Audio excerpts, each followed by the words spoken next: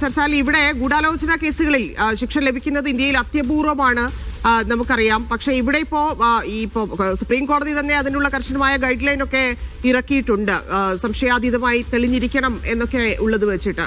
അപ്പം ഈ കേസിൽ എന്തായിരിക്കും സംഭവിച്ചിട്ടുണ്ടാവുക? ഇല്ലെങ്കിൽ കോടതിയിൽ ഇന്നിപ്പോൾ ഉത്തരവ് വരേണ്ടതുണ്ട് കൂടുതലായിട്ട് ഡീറ്റെയിൽസ് അറിയാൻ വേണ്ടി. പക്ഷേ എന്താണ് ഈ 8 വർഷത്തിനകത്ത് താങ്കൾ ഈ കേസിൽ നിന്ന് മനസ്സിലാക്കിയത്? മാത്രമല്ല, സർവീസിലിരുന്ന കാലത്ത് ആദ്യമായല്ലേ ഇങ്ങനെയൊരു കേസ്, ഇത്ര വിചിത്രമായൊരു കേസ്, ഇത്ര കാലം വിചാരണ നീണ്ടു നിന്നൊരു കേസ് ഉണ്ടായിരിക്കുന്നത്?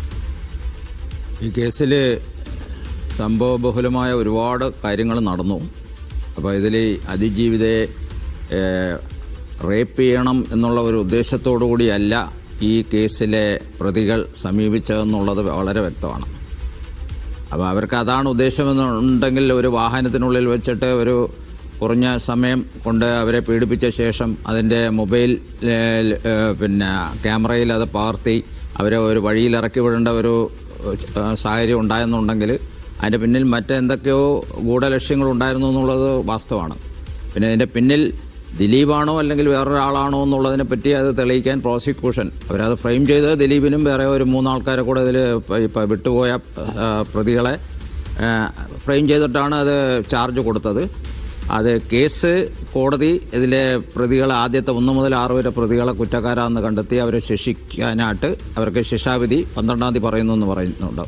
എന്നാൽ ബാക്കിയുള്ളവരെ വെറുതെ വിട്ടിരിക്കുന്നു. അപ്പോൾ അത് ഈ ഗൂഢാലോചന തെളിയിക്കാൻ പ്രോസിക്യൂഷന് സാധിച്ചില്ല എന്നുള്ളത് ആണ് ഇപ്പോഴത്തെ വിധി പ്രകാരം അറിയുന്നത്. അതിൻ്റെ കൂടുതൽ വിശദാംശങ്ങൾ അറിഞ്ഞെങ്കിൽ മാത്രമേ എന്ത് ലൂപ്പോൾസിലാണ് 7 മുതൽ 10 വരെയുള്ള പ്രതികളെ വെറുതെ വിട്ടതെന്നുള്ളതിനെപ്പറ്റി നമുക്ക് കൃത്യമായിട്ട് മനസ്സിലാക്കാൻ സാധിക്കുകയുള്ളൂ. ഏതായാലും ഒരു കാര്യം ഉറപ്പാണ്, ഇതിൽ ഈ അതിജീവിതയെ പീഡിപ്പിക്കണമെന്നുള്ള മാത്രം ഉദ്ദേശമായിരുന്നില്ല അവർക്കെന്നുള്ളത് വളരെ വ്യക്തമാണ്. അത് എല്ലാവർക്കും മനസ്സിലാവുന്നൊരു കാര്യമാണ്. പക്ഷേ അതിൻ്റെ പിന്നിൽ ആര്, അത് ദിലീപാണോ അല്ലെങ്കിൽ വേറൊരു വ്യക്തിയാണോ എന്നുള്ളതിനെപ്പറ്റി നമുക്കറിയില്ല. അതിനെപ്പറ്റി കൂടുതൽ കാര്യങ്ങൾ പറയേണ്ട. ഇപ്പോൾ ഗവൺമെൻറ് അപ്പീൽ പോകുന്നുണ്ട് എന്നിപ്പോൾ മിനിസ്റ്റർ പറഞ്ഞിട്ടുണ്ട്.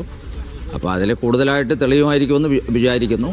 അല്ല, ഇതിൽ മറ്റെന്തെങ്കിലും ഇടപെടൽ ഇതിൽ ഉണ്ടായതായിട്ട് ഇപ്പം നമുക്കറിയാം. ഇത്രകാലം കേസ് ഇങ്ങനെ നിന്നതുകൊണ്ട് സുപ്രീം കോടതി വരെ ജാമ്യം അനുവദിച്ചിട്ടുണ്ട് ഇതിലെ 1-ാം പ്രതിയായ പൾസർ സുനിക്ക്. അപ്പം അത്ര കാലം ഒരു കേസ് എടുക്കുക എന്നുള്ളതിൽ പോലും ഒരു ഗൂഢാലോചന, ഇല്ലെങ്കിൽ ആ വിചാരണ നീണ്ടുപോയതിൽ തന്നെ ഒരു അസ്വാഭാവികത താങ്കൾക്ക് തോന്നിയിട്ടില്ലേ ഇതിനു മുമ്പ്? ഇത് പലപ്പോഴും ഇതിനകത്ത് കോടതികളുടെ നടപടിക്രമങ്ങളെപ്പറ്റി തന്നെ വിമർശിച്ചുകൊണ്ട് ഇതിനകത്ത് അതിജീവിതയുടെ ഭാഗത്തുനിന്ന് തന്നെ പരാതികൾ ഉയർന്നിരുന്നു. മറ്റ് പല ഭാഗങ്ങളിൽ ഇപ്പോൾ മാധ്യമങ്ങളിൽ നിന്നായാലും മറ്റുള്ളവരിൽ നിന്നായാലും ഇതിനകത്ത് ഒരുപാട് ഇതിൻ്റെ നടപടിക്രമങ്ങൾ പല രീതിയിൽ നീണ്ടുപോവുകയും അതിന് പല പല കാര്യങ്ങളും അത് തെറ്റായ ദിശയിലേക്ക് പോകുന്നു എന്നുള്ള രീതിയിൽ ഉള്ള പത്ര റിപ്പോർട്ടുകളും മറ്റ് ചാനൽ വാർത്തകളും ഒക്കെ നമ്മൾ കണ്ടിരുന്നു. അത് എത്രത്തോളം സത്യമാണെന്നുള്ളതിനെപ്പറ്റി അറിയില്ല.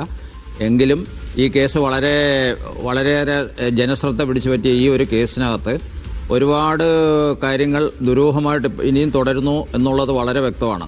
അത് നമുക്കതിന് ഒരു വിധത്തിലും അതിനെ ന്യായീകരിക്കാൻ, ഇപ്പോൾ ഈ വിധി ന്യായത്തിൽ തന്നെ ഈ പറയുന്ന ഇപ്പോൾ ഇവരെ 4 പേരെ വെറുതെ വിട്ടിരിക്കുന്നു എന്നുള്ളത് ഒരു വാസ്തവമാണ്.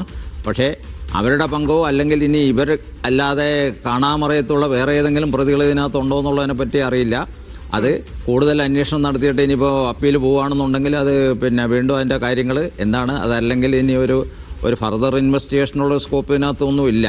അപ്പീൽ പോയാലുള്ളൊരു സാധ്യത എന്താണ്? ഇപ്പൊ സർക്കാർ അപ്പീൽ പോകുമെന്ന് പറയുന്നു. നടിയുടെ ഭാഗത്ത് നിന്ന് എന്ത് നീക്കമാണ് ഇനി ഒരു പോരാട്ടത്തിന്? അതായത് അവരെത്രത്തോളം ഫൈറ്റ് ചെയ്തു ഈ 8 വർഷങ്ങളിൽ എന്നുള്ളത് നമ്മൾ കണ്ടുകൊണ്ടിരിക്കുകയാണ്. അപ്പം ഇനി ആ ഫൈറ്റ് തുടരുക എന്നുള്ളൊരു തീരുമാനത്തിലേക്കാണോ എന്നൊന്നും നമുക്ക് ഈ ഘട്ടത്തിൽ അറിയില്ല. എങ്കിലും അതിനുള്ളൊരു സാധ്യത എത്രത്തോളമാണ്?